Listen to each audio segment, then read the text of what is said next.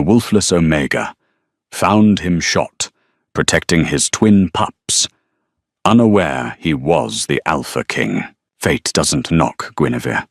It breaks down the door and bleeds on your floorboards, Estelle had once warned, her voice raspy with the smoke of 1,000 herbal cigarettes. Guinevere Eldamore stared down at the red snow staining the hem of her skirts, the metallic tang of blood overpowering the scent of pine. He's not going to make it, a small, trembling voice whispered from behind a snow-dusted spruce. Guinevere tightened her grip on her basket of winter roots, her eyes narrowing at the carnage before her. "If he dies," she muttered, stepping into the crimson slush, "then I'll have to dig 3 graves in frozen ground, and I really hate digging." The winter in Blackwood Ridge did not forgive. It merely tolerated the strong and buried the weak. Guinevere Eldamore knew this better than anyone. Born without an inner wolf, a genetic anomaly that made her the Wolfless Omega. She was the lowest caste in a society ruled by fang and claw. She was a ghost in the machine of the Wolf Kingdom, living on the fringes in a drafty, settling cabin where the designated packlands ended and the wild, lawless, unclaimed territories began. She had gone out for frostberries and staunch root, essential ingredients for the healing salves she sold in the village market to survive. The air was biting, a physical weight against her skin, but the cold was safer than the village. Out here, the only predators were bears and hunger. Or so she had thought. She hadn't expected to find a war zone in her backyard. The clearing was decimated. Ancient pines were snapped like matchsticks. The earth churned up as if a plough had run through the permafrost. In the center of the devastation lay a man. He was massive, his frame dwarfing the blood-soaked snow beneath him.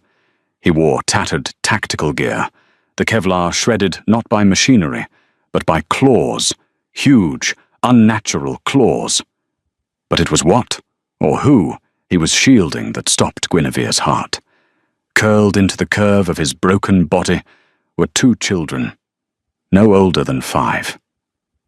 They were shivering violently, their wide eyes reflecting the grey, unforgiving sky.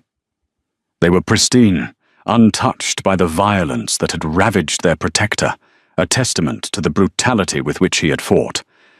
"Stay back," the man rasped. His voice was a subterranean rumble, vibrating through the cold air like a warning growl. He didn't open his eyes, but his hand moved, fingers curling around a jagged piece of silver shrapnel embedded in his thigh. Guinevere didn't retreat. She stepped closer, her boots crunching loudly on the ice-crusted snow. "You have 3 silver bullets in your chest, 1 in your shoulder, and your leg is a mess," she observed, her tone clinical, detached. It was a defense mechanism. Panic was a luxury she couldn't afford, not when the scent of death was this thick. If you move, the migration of that silver into your bloodstream will speed up. You'll be dead in minutes. The man's eyes snapped open. They were the color of a stormy sea. Turbulence trapped in irises of grey and blue, swirling with a pain so deep it looked like madness. "Who sent you?" he growled, the sound ending in a wet, rattling cough. Blood, dark and ominous, spilled over his lips, staining his chin. "My stomach sent me. I was looking for roots," Guinevere said dryly. She knelt beside him, ignoring the primal aura of power radiating off him.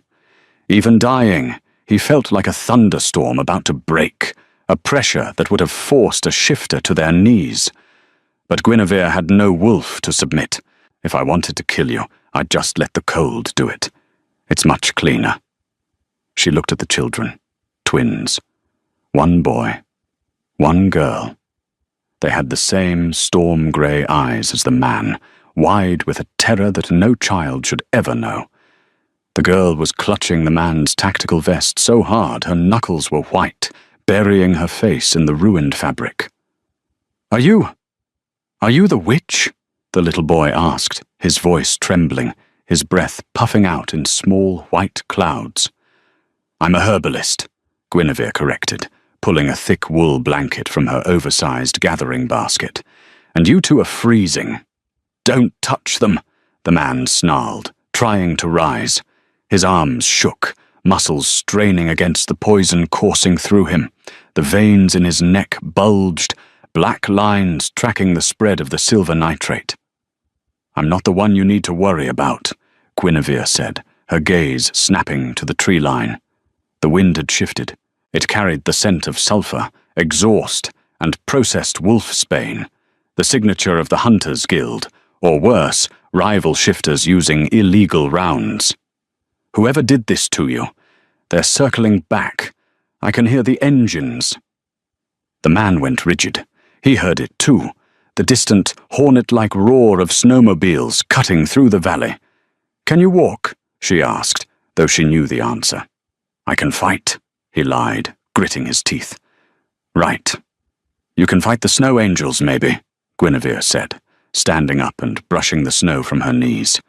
She grabbed the collar of his vest, testing his weight. He was heavy, dense with muscle. "I have a sled hidden in the brush for hauling firewood. If you want these pups to see tomorrow, you're going to have to let the Wolfless drag you." The man looked at her then, really looked at her. He sniffed the air, confusion clouding his pain-riddled gaze. "You have no scent," he murmured, his consciousness fading. "You're nothing. I'm your only option," she retorted, staring him down. She whistled, a sharp, piercing sound that cut through the wind. From the undergrowth, a large, shaggy mule emerged. Not a shifter, just a stubborn beast named Barnaby, who hated the snow almost as much as Guinevere did. "Help me load him," Guinevere ordered the twins, her voice softening. "Grab his legs. On 3. 1, 2, 3. It was a chaotic, desperate struggle. The man, Cassian, though she didn't know his name yet, was dead weight. Every movement caused him agony. But he didn't scream. He just watched Guinevere with those terrifying, intelligent eyes, tracking her movements until the pain finally dragged him into the dark. The cabin smelled of dried sage, lavender, and the copper stench of surgery.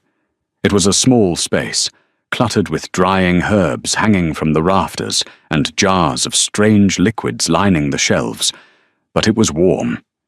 Guinevere's hands were stained red to the elbows. The fire roared in the hearth, casting long, dancing shadows against the log walls, but the heat did nothing to melt the ice in her veins. She had spent the last 2 hours playing God, waging a war against the silver poison that sought to stop the stranger's heart.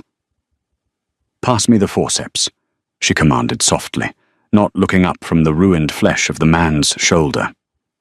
The little girl, who had said her name was Ilara, handed the instrument over with shaking hands. She stood on a stool, her eyes huge, watching the blood flow with a morbid fascination.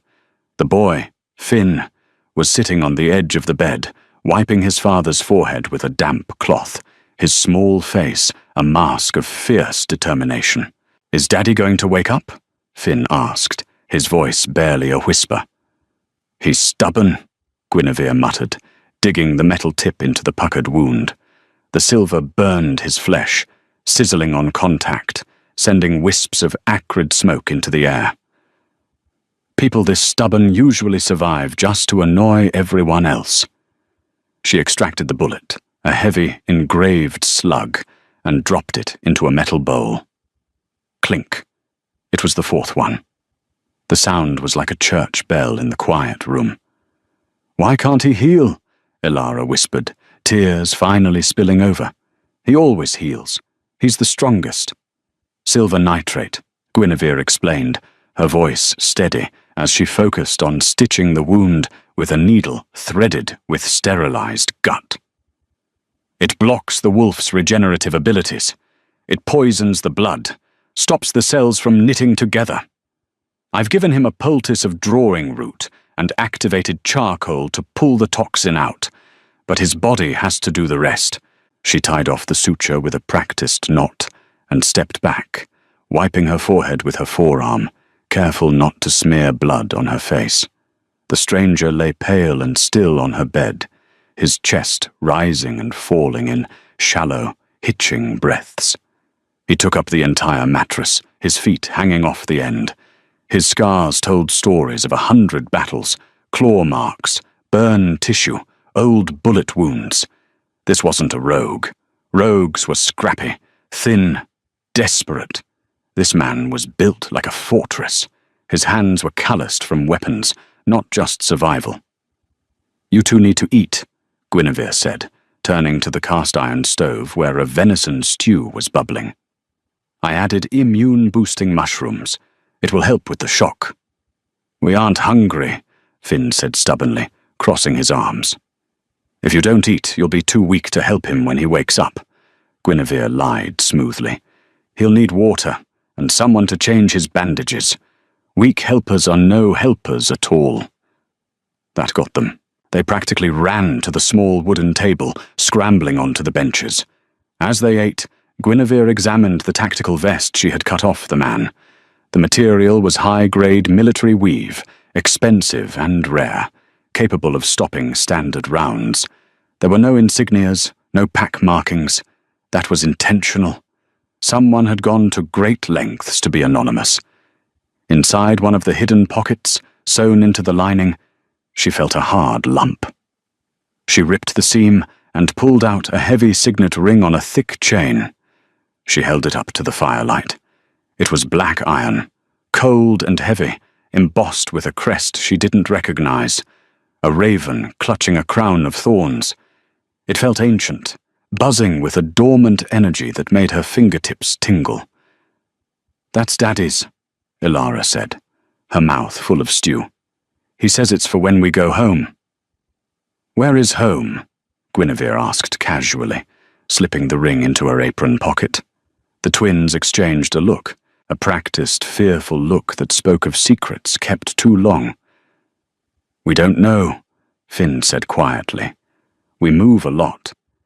Daddy says home is where we are together." Running, Guinevere thought, a chill crawling up her spine. They're running from something powerful, something that can afford silver bullets and snowmobiles. A groan from the bed shattered the quiet. Guinevere was at his side in a second. The man was thrashing, his eyes squeezed shut, caught in the throes of a fevered dream. "Gabriel, the flank," he muttered, his voice thick with delirium. "Don't let them take the pups." "Frederick, you traitor! I'll kill you!" Guinevere placed a cool hand on his burning forehead. "Shh! You're safe. The pups are safe." His eyes flew open. In an instant, his hand shot out, grabbing Guinevere by the throat. It wasn't a choke meant to kill, but a hold meant to immobilize. He pulled her down until her face was inches from his. "Where are they?" he hissed, his pupils fully dilated, swallowing the grey irises. "Eating venison stew," Guinevere choked out, refusing to claw at his hand. Showing fear to a confused alpha was a death sentence. You had to show dominance, or at least indifference. "Let go, or I'll use the scalpel." He blinked, the haze clearing slightly as the scent of the stew and the lack of fear scent from her registered. He looked past her, seeing the twins watching with wide, terrified eyes.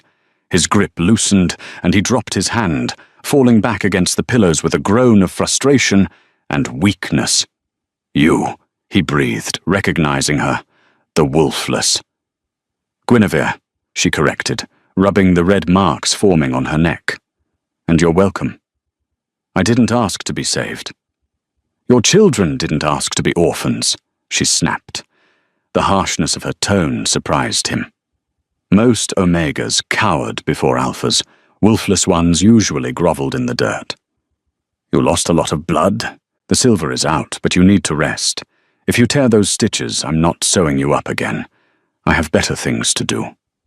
He watched her, calculating, assessing the threat level. "I am Cassian." "Just Cassian, for now." "Well, just Cassian," Guinevere said, picking up the bowl of bloody bullets and carrying it to the door. "You owe me a new set of sheets, and an explanation." eventually. 3 days passed in a blur of tension and snow. The storm outside had turned into a blizzard, a white curtain that sealed them into the cabin. It was a blessing in disguise. The heavy snowfall covered their tracks, and the howling wind masked their scents from anything patrolling the woods. Cassian heeled with terrifying speed. It was unnatural. By the second day, he was sitting up, eating enough for 3 men. By the third, he was pacing the small cabin like a caged tiger, testing the limits of his healing muscles. The dynamic in the cabin was strange, domestic, yet edged with a razor-sharp threat. Guinevere watched him from her workbench, where she was grinding dried moonshade leaves into a fine powder. He was stripping a handgun he had pulled from his boot, cleaning it with one of her oil rags. The twins were playing on the rug with carved wooden figures Guinevere had made years ago, wolves, bears, and rabbits. "You're good with them," Cassian said, his voice low, not looking up from the gun. The slide clicked into place with a lethal snap. "They're children. They're easy," Guinevere replied, not pausing in her grinding. "They tell you what they need. It's adults who are complicated. Adults lie. Why do you live out here alone?" He finally looked at her. "A wolfless woman in the unclaimed territories. It's suicide. You have no protection, no pack." "It's peaceful," she countered. "In the pack lands, I'm a freak of nature, an omen of bad luck. Here, I'm just part of the food chain. The bears don't care about my genetics. They just care if I run." "You have no scent," he repeated, a fixation of his. "It's unsettling. I can't smell your fear. I can't smell your intentions. It's like talking to a statue." "Maybe I don't have any intentions." Cassian walked to the frosted window, wiping a circle in the glass to peer out.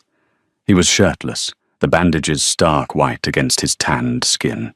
The tattoo on his back was visible now, a massive, intricate mural of storms and ravens that moved when he flexed. It was the mark of a high lineage, perhaps even royalty, though Guinevere dared not voice the thought. "Everyone has intentions," Cassian said, his voice darkening. "You saved a man you don't know. You're harboring fugitives. Why? What do you want?" "Because I saw 2 children who looked at you like you hung the moon," she said simply. "And because I know what it's like to be hunted, to be looked at like prey." A shadow crossed his face. He turned from the window. "The people hunting us, they aren't just rogues. They are authorized." Guinevere froze, the pestle hovering over the mortar. "Authorized by who?" "The council," he lied. She could tell it was a lie by the slight twitch in his jaw, but it was close enough to the truth to chill her blood. "We were betrayed. My beta. He turned on us." "Frederick?" she asked, recalling the name he mumbled in his fever. Cassian stiffened. He turned slowly, his movement predatory. "You listen to a man when he sleeps?" "I listen to a man when he screams," she corrected, refusing to back down. "Who is Frederick Lakeshire?" Cassian's jaw tightened. "A man who will burn for what he did. A man who wants my children dead to secure a legacy that isn't his." Before he could elaborate, a sound cut through the howling wind, a heavy, rhythmic thumping that vibrated the jars on the shelves. Rotors. Guinevere dropped the pestle. Helicopter. Low altitude. Cassian was moving before she finished the word. He grabbed the twins, shoving them under the heavy oak bed. "Stay silent," he commanded, his voice shifting into the alpha tone that compelled absolute obedience. The twins froze instantly, eyes wide. He turned to Guinevere. He had the gun in his hand, but he looked at her with a flicker of hesitation. "Do you have a cellar?" "Trapdoor under the rug," she whispered, kicking the woven rug aside to reveal the iron ring. "Get in." "No," she said, grabbing her heavy wool shawl. "If they scan the cabin with thermal, they'll see heat signatures. If no one answers the door, they'll burn it down. They need to see a resident." "Guinevere, I'm wolfless," she hissed, pushing him toward the hole. "I don't register as a threat. Hide yourself. Hide the pups. I'll handle them." "If they touch you," he whispered, grabbing her arm. The heat of his hand burned through her sleeve. For a split second, the distance between them vanished. It wasn't gratitude in his eyes. It was possessiveness, the instinct to protect what was his. And somehow, in 3 days, she had become his responsibility. "If they hurt you, I will slaughter them all. Go!" She shoved him down. She slammed the trapdoor shut and threw the rug over it just as a heavy fist pounded on the cabin door. Bam! Bam! Bam! Guinevere smoothed her hair, grabbed a kitchen knife, making it look like she was chopping vegetables, and walked to the door. She took a breath, masking her terror with the mask of the grumpy, eccentric hermit she had perfected over years. She opened the door. Standing there, flanked by 2 armed enforcers in black tactical gear, was a woman in a pristine white fur coat. Her lipstick was as red as the blood Guinevere had scrubbed off the floor days ago. "Goldthorn," Guinevere said, her voice dripping with disdain. The woman smiled, revealing teeth that were too white, too sharp. "Hello, Gwyn. We're looking for a stray dog. A big one. Have you seen anything unusual?" Guinevere leaned against the doorframe, blocking the view inside. "In this blizzard? Only the wind and fools." Goldthorn's eyes drifted past Guinevere, scanning the interior of the cabin. "It smells like sickness in there, dear. And is that male sweat? I didn't think you had it in you." Guinevere's heart hammered against her ribs. "I'm an herbalist, Goldthorn. I treat sick travelers, even the male ones." "Is that so?"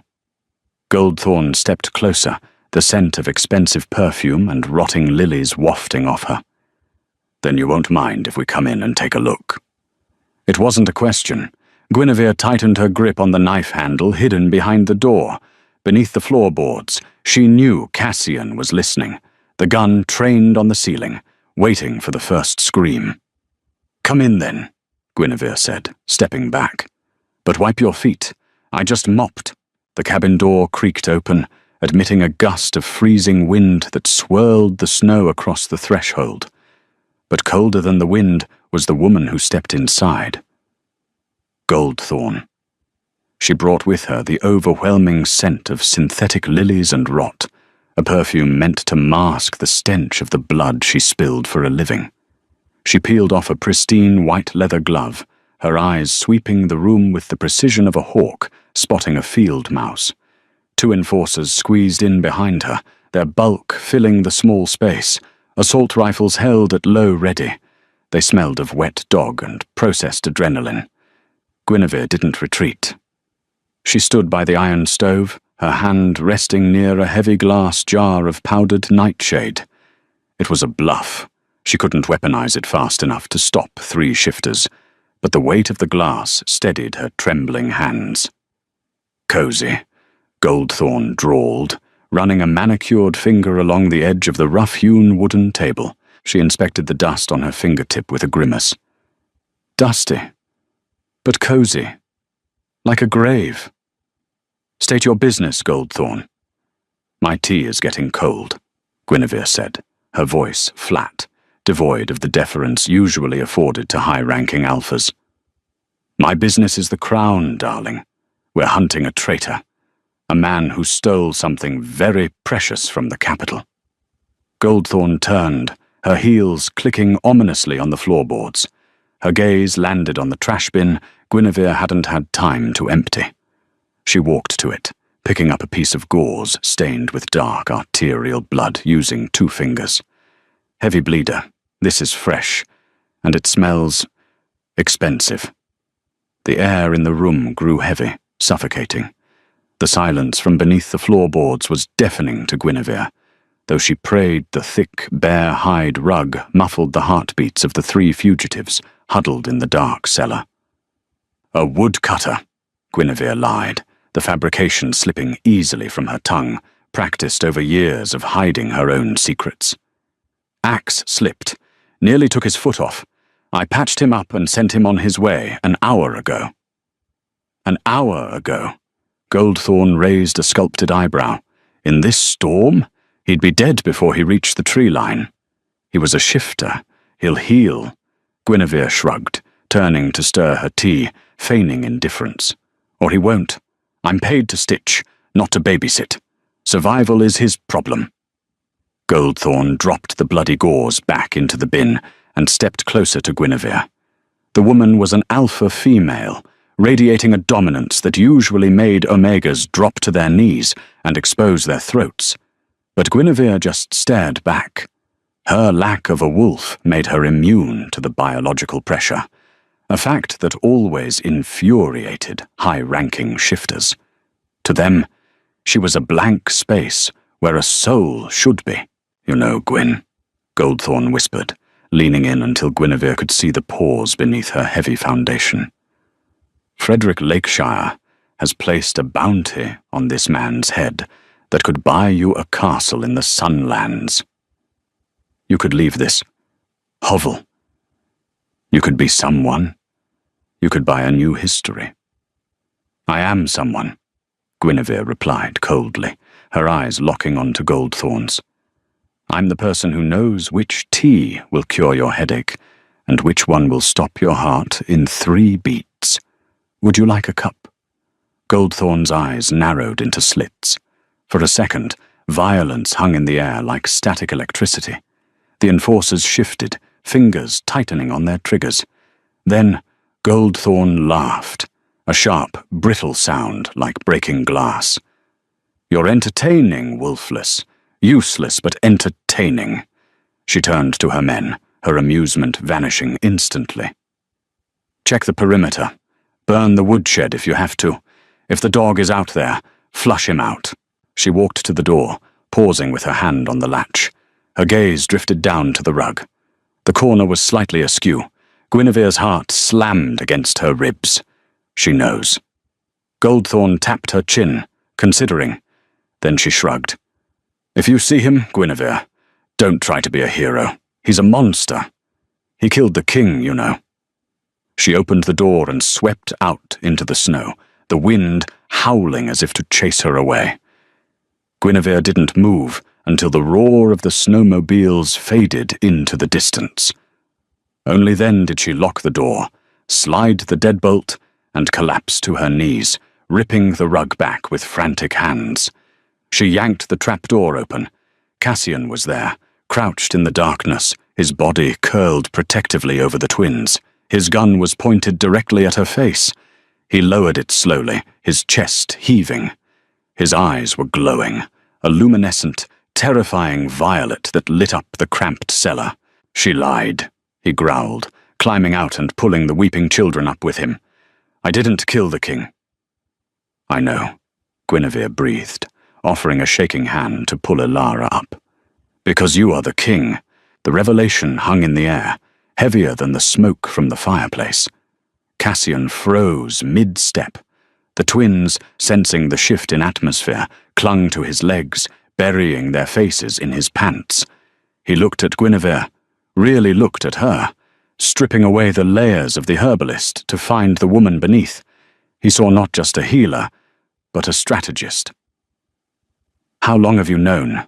He asked, his voice devoid of the deception he had worn for days.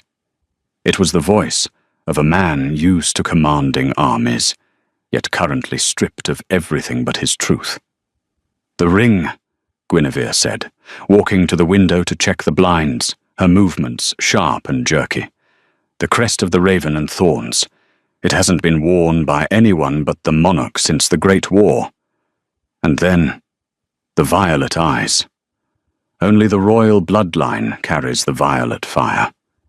You can hide your scent, Cassian, but you can't hide your soul. Cassian sighed, a sound that seemed to carry the weight of an entire nation. He limped to the nearest chair and sat heavily, the wood creaking under his bulk. He wasn't the rugged soldier anymore. He was a ruler in exile, a king without a throne. If you knew, why did you save me? He asked quietly. My laws, They haven't been kind to your kind. I signed the decrees myself.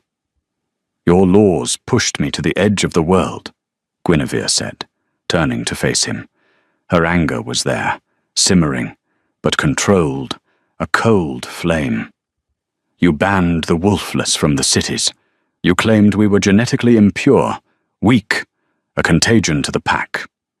I was advised that the Wolfless gene was a pathogen, Cassian admitted, looking down at his hands that had signed those papers, hands that had also held his children through the night. Frederick. The council. They presented data. Evidence of madness, of frailty. I thought I was protecting the pack. You were protecting your prejudice, Guinevere countered. She walked over to the table and poured a glass of water, her hand shaking slightly. But I didn't save the king. I saved a father who was willing to take a bullet for his children. That man. He's worth saving. The king? I'm still deciding. Finn tugged on Cassian's pants. Daddy, are you the king? Does that mean I get a pony? The innocence of the question shattered the tension like a stone through a window. Cassian let out a short, disbelief-laden laugh. He pulled Finn onto his lap, wincing as the movement pulled at his stitches. It means, Cassian said softly, brushing the hair from his son's forehead with a tenderness that made Guinevere's chest ache, that a lot of bad men want to hurt us, and it means we have to be very, very brave. Braver than knights. We can't stay here, Guinevere stated, shifting into survival mode. Goldthorn isn't stupid. She saw the bandages.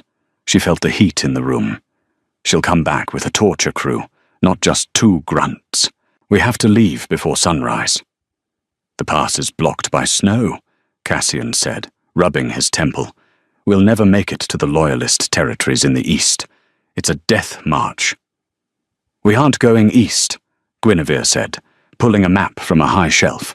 She spread it out on the table among the breadcrumbs and herbs. It was hand-drawn, detailing the unclaimed territories, a labyrinth of canyons, frozen lakes, and dense forests that no official mapmaker dared to chart. We're going north, to the Frostbite Sanctuary. Cassian frowned. That's a myth, a bedtime story for pups, a city of ghosts. It's a fortress, Guinevere corrected, tracing a hidden path with her finger. Built by the Wolfless 50 years ago. It's hidden, self-sustaining, and impossible to track if you don't know the way. I can get you there. And why would you help me? Cassian asked, his violet eyes locking onto hers. I am the architect of your suffering. I am the reason you live in this cabin. Guinevere looked at the twins, who were now sharing a piece of bread, oblivious to the political storm swirling around them. Because the enemy of my enemy is my friend, she said. And because if Frederick Lakeshire takes the throne, he won't just banish the Wolfless. He'll exterminate us. And he'll kill those children to secure his line. Cassian stood up, closing the distance between them. The sheer size of him was overwhelming. He smelled of pine, rain, and raw, potent power. He reached out, his rough fingers grazing her jawline. It was a touch so tender it stole the breath from her lungs. I have commanded armies, he murmured, his voice dropping to a husky whisper that vibrated against her skin. I have negotiated treaties with warlords. But I have never met anyone like you, Guinevere Eldermore. You have no wolf, yet you have more fire in you than my entire council. Guinevere didn't pull away. Her heart, usually a guarded fortress, betrayed her with a traitorous flutter. Flattery won't keep your toes from freezing, Your Majesty. Pack your gear. He held her gaze for a second longer, the electricity between them crackling, undeniable. Cassian, he corrected. Just Cassian. The escape began under the cover of a moonless night, the darkness absolute and unforgiving. Barnaby the mule snorted his displeasure as Guinevere loaded the last of the supplies onto the sled. The twins were bundled into a nest of furs in the center, looking like two small, anxious bear cubs. Cassian took the lead, his gun drawn, his senses extended outward like a radar dish. The cold was brutal.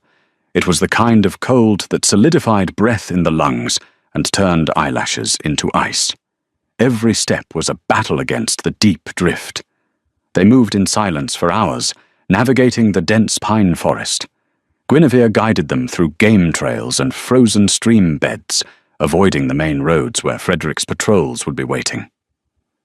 "We need to rest," Cassian signaled around dawn. He looked pale, the exertion taking a toll on his healing body. They stopped in a small hollow, beneath the roots of a fallen giant redwood. Guinevere passed around a thermos of hot broth. "How much further?" Ilara asked, her voice small and brittle. 2 days, Guinevere said cheerfully, though worry gnawed at her gut like a starving rat. "Think of it as an adventure, Ilara, like in the stories." "I don't like this adventure," Finn grumbled. "I want to go home." Cassian pulled them close. "I know, buddy, I know." He looked at Guinevere over their heads. His eyes were alert, scanning the tree line. "We're being followed." Guinevere stiffened. "I covered our tracks. I used the pepper spray on the trail to mask the scent." "Not by wolves," Cassian said grimly, tilting his head. "Drones." A low hum, like a swarm of angry bees, drifted over the ridge. "Move," Cassian ordered, grabbing the sled's harness. "Run!" They broke into a sprint. The mule brayed in protest, but galloped alongside them.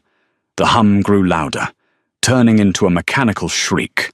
Above the trees, 3 black quadcopters appeared, red lights scanning the snow like demonic eyes.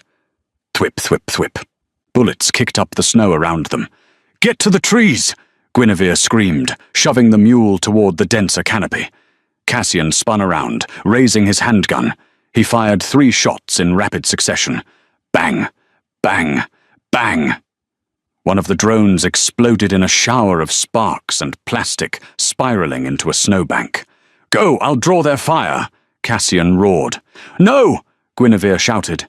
She reached into her belt pouch and pulled out a glass sphere filled with a swirling silver powder. It was a flashbang of her own invention, magnesium and ground crystal. She hurled it into the air.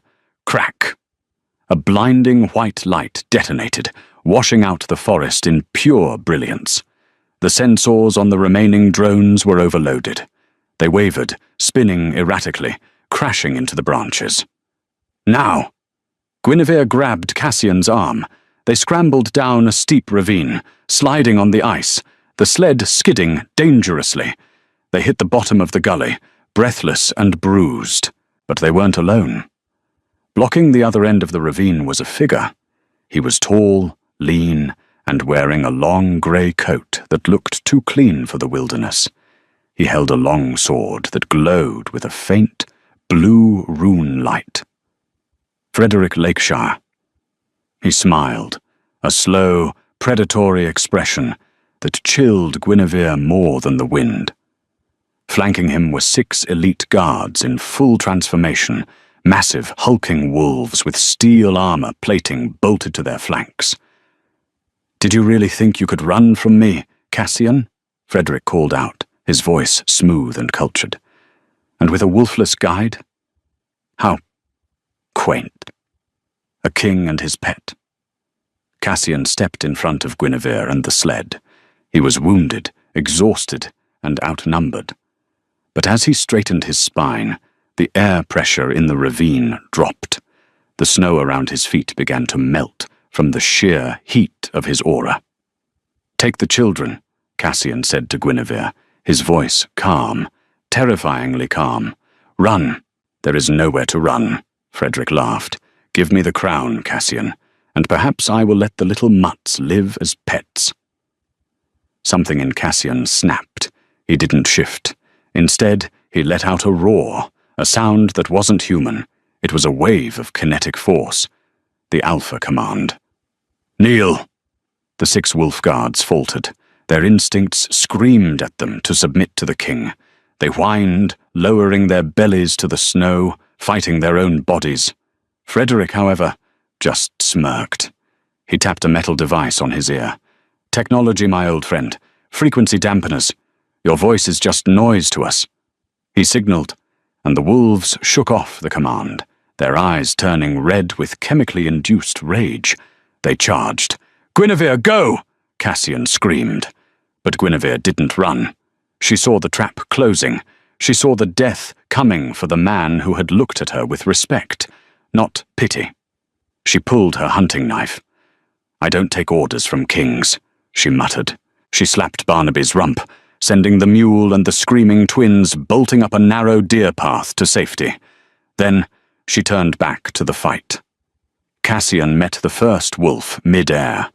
He caught the beast by the throat, his human strength amplified by adrenaline and royal blood, and slammed it into the rock wall. Bone crunched, but there were too many. 2 wolves circled him, snapping at his injured leg.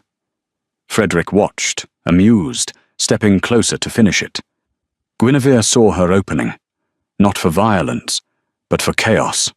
Above the ravine, a massive shelf of snow hung precariously over the edge, a cornice built up by the blizzard. She didn't aim for the wolves. She aimed for the mountain. She grabbed a stick of dynamite she used for clearing stumps, lit the fuse, and threw it with all her might toward the overhanging ledge. "Cassian, cover!" she shrieked. The explosion was deafening. The mountain groaned, and then the sky fell. Tons of white death cascaded down into the ravine. Frederick's smile vanished as he looked up. The wolves stopped their attack, ears flattening. Cassian didn't look at the avalanche. He looked at Guinevere. He lunged, not away from the danger, but toward her. He tackled her, wrapping his massive body around hers, shielding her with his own flesh and bone, just as the world turned white and silent. The world was silence, a heavy, crushing silence that smelled of ice and ozone. Guinevere gasped, her lungs burning as she inhaled a pocket of stale air. She was pinned, not by the snow, but by a wall of muscle and heat. Cassian was arched over her, his back taking the full weight of the avalanche, his arms bracketed around her head to create a tiny, life-sustaining void. "Cassian?" she whispered, the darkness absolute. "I'm here," he gritted out. His voice was strained, tight with pain. "Are you hurt?" "No, you. I'll live. But this snow, it's heavy." They were trapped in a cocoon of ice. The intimacy was suffocating and electric. Guinevere could feel every beat of his heart against her chest, a frantic, powerful rhythm. His breath ghosted over her face, warm against the biting cold. In the darkness, the social strata that separated them, king and peasant, alpha and wolfless, dissolved. They were just 2 heartbeats in a grave of white. "The twins," Cassian's voice cracked. For the first time, the king sounded terrified. "Barnaby is smarter than most council members," Guinevere reassured him, reaching up to touch his face. Her fingers traced the rough stubble of his jaw, finding the sticky wetness of fresh blood near his temple. "He knows the path to the high ridge. He'll keep them safe." Cassian leaned into her touch. "You blew up a mountain, Guinevere." "I panicked," she admitted. "It seemed like a good idea at the time." A low rumble started deep in his chest, a laugh. "You are terrifying. Remind me to never anger you." Too late for that. The air was getting thin. "We have to dig," Cassian said, shifting. He groaned, the sound raw. "My leg is pinned." "Let me," Guinevere said. She wiggled one arm free, reaching into her boot for her chemically treated matches. She struck one against the sole. It flared with a brilliant blue magnesium light, illuminating their tiny prison. Cassian's eyes were squeezed shut, his face pale, sweat freezing on his brow. The blue light cast harsh shadows on his scars. He looked mortal, breakable, beautiful. "Hold on," she whispered. She used the heat of the flare to melt the ice packed around his trapped leg. As the water dripped away, he hissed in relief. Together they clawed their way up. It took an hour of agonizing work, digging through the packed powder until a hand broke the surface, grasping at the grey twilight. They dragged themselves out, gasping, collapsing onto the fresh snow. The ravine was gone, filled level with debris. There was no sign of Frederick or his wolves, buried deep beneath tons of rock and ice. "The path," Guinevere wheezed, pointing up the slope. They found them a mile up the ridge.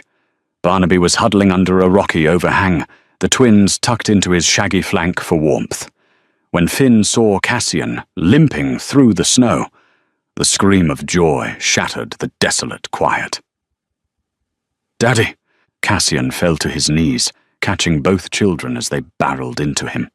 He buried his face in their necks, inhaling their scent, shaking with the aftershocks of adrenaline. Guinevere watched, leaning against a pine tree, feeling an ache in her chest that had nothing to do with the cold. She turned to look north, toward the jagged peaks of the Frostbite Range. "We aren't safe yet," she said softly. "Frederick survived. I can feel it. Rats always find a way out." Cassian stood up, lifting Elara into his arms. He looked at Guinevere, his violet eyes burning with a new resolve. "Then let him come. He won't find a fugitive this time. He'll find a king." The Frostbite Sanctuary was not what Cassian expected. He had imagined a cave, a refugee camp of tents and misery. What he found, hidden inside the hollowed-out caldera of an extinct volcano, was a marvel of engineering. Geothermal steam rose from vents, heating the stone city.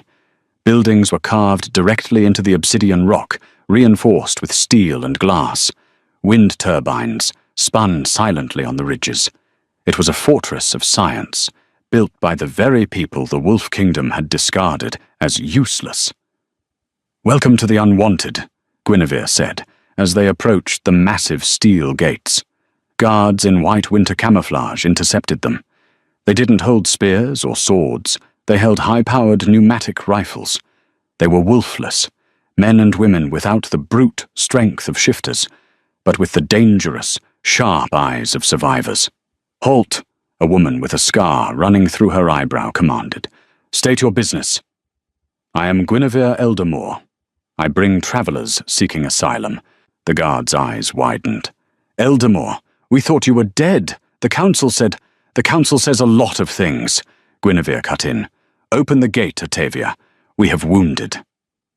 As they walked through the city, Cassian was silent. He saw schools, greenhouses, workshops. He saw a society functioning perfectly without the hierarchy of dominance he had been raised to believe was essential. They were ushered into the central command center. Octavia Mistwood, the leader of the sanctuary, paced before a bank of monitors. "You brought the Alpha King here," Octavia spat, slamming her hand on the table. "The man who signed the Exclusion Act. Are you insane, Guinevere?" "He didn't know," Guinevere defended, standing between Octavia and Cassian. "He was manipulated by Frederick." "Ignorance is not an excuse for genocide," Octavia yelled. "I agree," Cassian said. His voice was quiet, but it filled the room. He stepped forward, still limping, but moving with regal grace.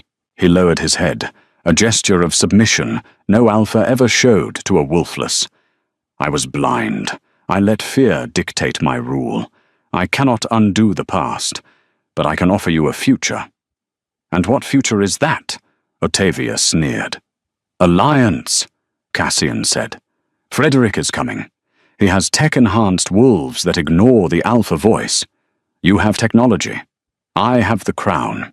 If we fight together, we reclaim the kingdom. If we don't, Frederick burns this sanctuary to the ground just for existing." Octavia stared at him, then at Guinevere. "Is he telling the truth?" "He took 3 bullets for his children," Guinevere said. "He's worth the risk." Octavia sighed, rubbing her temples. "Fine. But if he tries to give a single order, I shoot him myself." The alarm blared before Cassian could answer. Red lights strobed. On the monitors, the southern ridge lit up with thermal signatures. Hundreds of them. "He's here," Cassian growled, watching the screen. Frederick hadn't just come with a hunting party. He had brought the entire corrupt battalion of the Royal Guard, backed by armoured snow tanks. "He found us fast," Guinevere noted, suspicious. She looked at Cassian's tactical vest. The tracker wasn't in the vest. She grabbed his wrist, looking at the signet ring. "It's the ring. It has a passive RFID chip. Standard royal protocol." Cassian looked at the ring, then at the monitors. "He tracked his own crown." "He's not here for the crown," Guinevere said, grabbing a satchel of chemical vials from a nearby table. "He's here for the extinction. The battle for Frostbite Sanctuary was a collision of two worlds, ancient magic and desperate innovation. Frederick's forces breached the outer perimeter within the hour. The tech-enhanced wolves, massive beasts with hydraulic exoskeletons, tore through the steel gates like paper. But the Wolfless were ready."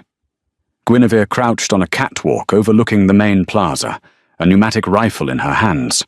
Beside her, Cassian was directing the defense, not as a king commanding subjects, but as a soldier coordinating with equals.